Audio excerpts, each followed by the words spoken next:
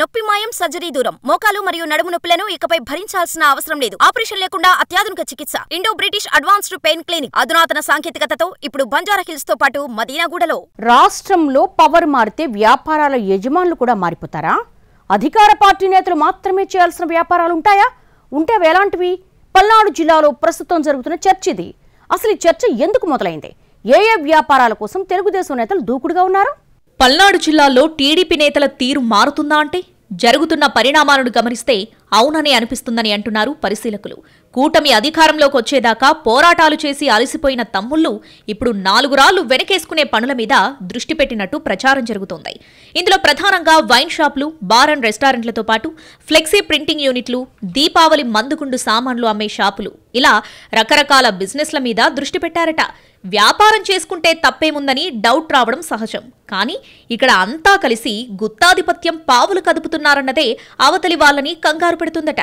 ఆయా నియోజకవర్గాల ఇన్ఛార్జీలతో మాట్లాడి బార్ అండ్ రెస్టారెంట్లు, వైన్ షాపులకు ప్రత్యర్థులు టెండర్లు కూడా వేయకుండా కట్టడి చేయగలిగారన్న వార్తలు కలకలం రేపుతున్నాయి. వినుకొండ సెగ్మెంట్లోని 7 బార్ అండ్ రెస్టారెంట్లు ఇప్పటికే టీడీపీ చోటా నాయకుల చేతుల్లోకి వెళ్లిపోయినట్టు చెప్పుకుంటున్నారు. అటు గురజాల నియోజకవర్గంలో బార్ అండ్ రెస్టారెంట్లు మూతపడ్డాయట. గతంలో ఇక్కడ మోనోపోలీగా వైసీపీ క్యాడర్ మద్యం వ్యాపారం చేస్తుంది. గురజాల, పెదకూరపాడు, నరసారావుపేట, మాచర్ల లాంటి ప్రాంతాల్లో కూడా వైసీపీ నాయకులదే అంతకుముందు మద్యం వ్యాపారం. కూటమి ప్రభుత్వం వచ్చాక బార్ అండ్ రెస్టారెంట్లు, వైన్ షాపులకు ఎవరూ టెండర్స్ వేయవద్దని, రెన్యువల్ ఫీజులు కూడా కట్టకూడదని ఆదేశాలు వెళ్లినట్లు చెప్పుకుంటున్నారు. ఫీజు కట్టినా, టెండర్లు వేసినా అది మేమే చేయాలని అంటున్నారట తెలుగుదేశం నాయకులు.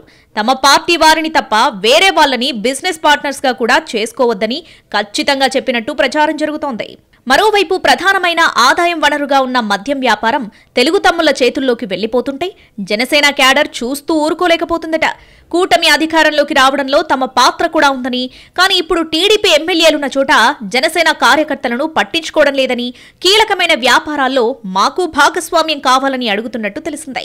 పల్నాడు ఏరియాలో మద్యం వ్యాపారం దాదాపుగా టీడీపీ నేతల చేతుల్లోకి వెళ్లిపోయింది.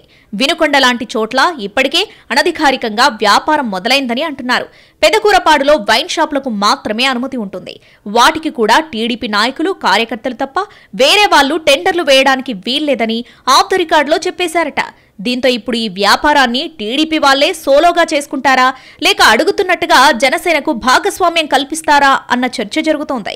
గతంలో వైసీపీ అమలు చేసిన ఫార్ములానే ఇప్పుడు టీడీపీ కూడా అమలు చేస్తుందట. మొత్తంగా అధికారం మారితే పరిపాలన తీరు మారుతుంది గాని వ్యాపారాలు కూడా మారిపోతాయా అని చర్చించుకుంటున్నారు పల్నాడులో.